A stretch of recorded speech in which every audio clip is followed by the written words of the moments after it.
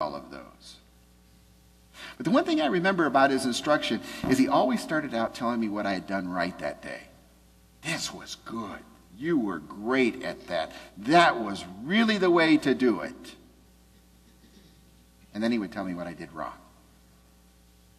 He always made sure that I understood that I did a lot of things right. And I think that there was actually some kind of a ratio there. There were always more things right than he wanted to tell me that they were wrong, that I could work on. Dads need to be more coaches than critics.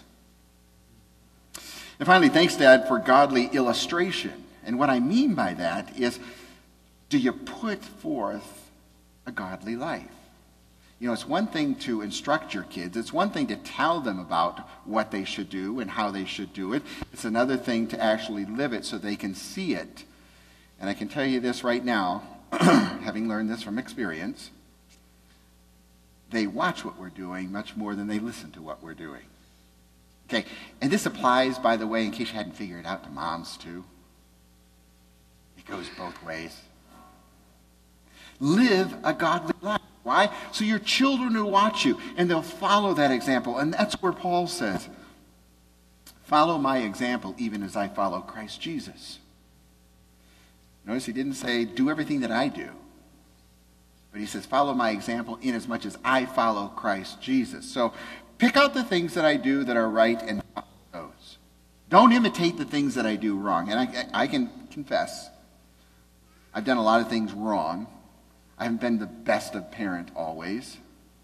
But I hope that my boys learn from the good things that I did, from the right things that I did, from the good examples that I set, and not necessarily from the bad examples. And I pray for God's forgiveness for the times when I led them astray. When I taught them that it was easier to yell at them than to instruct them. When I leaned more back on the things that just seemed to come out naturally than the things that God would want me to do. And that's a challenge for all of us, isn't it? Please tell me yes. I don't like to think that I'm the only one up here. And so when we set that kind of godly illustration for our life, something that our children can see, we're setting the kind of pattern that God intends. Now, I know it sounds like the whole sermon's about my dad, and I want to share a little bit more, and then I'm going to quit. Actually, I have something special, and I'm hoping some of the kids come back in. Works better that way anyway. Otherwise, some of you are going to have to pretend to be kids. When I was growing up, my dad set that kind of illustration. When I was in Scouts, my dad was my scoutmaster. He was my cub master. He started the district that I was a part of in Grand Rapids because they didn't have one. So he started the whole district. And not only that, if that wasn't enough, he helped them build the building and raise the funds for it. Why? Because he thought it was important. And he thought that it was important not just for me, but for all of these kids. And there was something about him that I always remember. He always had other people in mind. It wasn't just his family. It was anyone who came into his purview. He wanted to make sure that everyone was treated fairly, that they had all that they need, and he wanted to care for them in any way that he could. He started a scholarship fund for the youth of our church in Kalamazoo because he knew that them had come out of the city and didn't have necessarily the money to go to college, so he started a college scholarship fund. And one of the ways they honored him at that church, after he died, all of the memorials went to that, and that fund is still going on to this day. Any neighbor who needed a helping hand, my dad was right there. Now, I don't know if that's just because he liked to do things with his hands and he was just always there, or whether he thought that the neighbor had needs, but he was there. He took care of his ailing mother, who was in a wheelchair all the time that I knew my grandmother, and her dad, my mother's dad. He took care of his own mother. He took care of his dad. He was always there to help out in any way. In fact, Most of us remember that when he was out at my grandparents' cottage, he was always fixing a door or a window or something that us kids had broken. And it wasn't necessarily because his kids had broken it. It's just he liked doing that stuff. And he liked having us kids know. So he would pull me and my sister and my brother to come along and give him a hand, hand him the tools, hand him this, hand him that, so that we would learn. So if you ever see me building anything, you know where it came from. I never went to school. I never took a class. The only one I got was from my dad. And he taught me. But most of all, he taught me that he loved me and he cared for me. Now, it isn't just dads, is it? It's grandpas either. They're to be the same. Grandpas get all the benefits of loving the kids without necessarily having to put up with them for 24/7.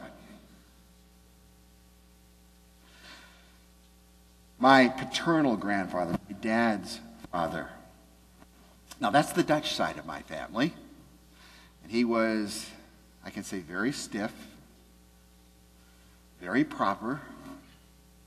He farmed at times. He raised chickens at times. And I remember he always went out with a vest. What was that about? But he did. He was probably, looking at him, the most uninteresting person I have ever met. And yet when we would go to his house, I remember my grandfather would put us up on his lap and we would sit at the table and he would pour milk into a saucer. And once it was about half full, he'd pour a little bit of coffee in there as well, just enough to color it. And then we would have coffee with Grandpa. And he would take that saucer and he would sip it very loudly. And so would we. And that was a highlight of our time at Grandpa and Grandma. We loved having coffee with Grandpa. And this very stiff man, we would sit there, and if I were doing one of my stupid things, which I've outgrown completely. What? But I'd do one of my stupid things, and my grandfather would just roar with laughter. Now, that was a sight to see. This very stiff man in a black vest, just laughing for all he was worth. My mother's father taught me a lot of lessons, particularly caring for others. He was one of 16 kids, and not one of the oldest, but one of the younger ones. He ran a home-owned or a home delivery dairy that he had inherited from his father. And he inherited it because the other boys didn't want it. It was too much work. And during the Great Depression, he fed and he gave milk and butter and eggs and juice to most of the north side of Kalamazoo. Now, I say gave because he continued delivering to all of his customers, even though they couldn't pay. And when he was asked why he did that, he said, well, because those kids need milk and eggs and butter and bread just like everybody else. Now, I grew up hearing all of these stories, and it's like, you know how family stories go. They get bigger with age. When my grandfather died, we had to clean out his house, and in the back was where he had his office, and there were 2 4-drawer file cabinets, and each one of those was filled with files of bills that people owed that had all gone unpaid. He literally had. He'd kept alive most of the north end of Kalamazoo. Good illustration. Good example for me. But I want to close with kind of a more visual illustration. You've probably been wondering why this toolbox is here, right? Ken's getting all excited because there's a toolbox here. But I want to show you what's in this toolbox because there's some good things in here. And not having thought this through completely and having removed the communion table from the front, it has to sit on the pulpit. There's an adjustable wrench. Kind of like a dad. Better be adjustable. Better be able to change directions. You better be able to change the size that you need. You better be able to change what you do at a moment's notice. There's a level. fathers need to be level-headed, right? There's an emergency or something happening, they better show no fear. They better always be keeping it right at level. Why?